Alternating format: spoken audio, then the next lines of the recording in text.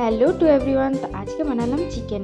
তো চিকেন বানানোর জন্য এখানে নিয়ে নিয়েছি আমি আলু, বড় বড় করে ডুমরো ডুমরো করে আলুগুলোকে কেটে নিয়ে নুন হলুদ দিয়ে ভেজে নেব। ভেজে নিয়ে এখানে আমি তুলে নিয়েছি। দেন এটার মধ্যে দিয়ে দিচ্ছি গোটা গরম মশলা। তারপর এখানে দিয়ে দিলাম পেঁয়াজটাকে ভালো করে লাল লাল করে ভেজে নেব। দেন পেঁয়াজটা ভাজা হয়ে যাওয়ার পর এখানে দিয়ে দিচ্ছি আদা রসুনের পেস্ট, পেঁয়াজ বাটা।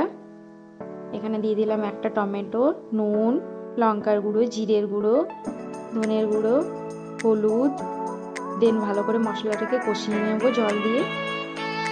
মশলাটা কষিয়ে নেওয়ার পরে এখানে দিয়ে দিচ্ছি চিকেনগুলোকে দিয়ে ভালো করে ঢাকা চাপা দিয়ে কষিয়ে নিয়েছি। দেখুন চিকেনটা যখন ভালো করে কষিয়ে নেবেন তখনই এইরকম লাল লাল লাল করে তেল ছেড়ে দেবেন। তেল ছেড়ে দিয়েছি এখানে, তার মধ্যে আমি দিয়ে দিচ্ছি আলু। দেন আলুটাকে দিয়ে ভালো করে কষিয়ে নেব। 2-4 মিনিট কষিয়ে নেওয়ার পর এখানে দিয়ে দিচ্ছি আমি জল।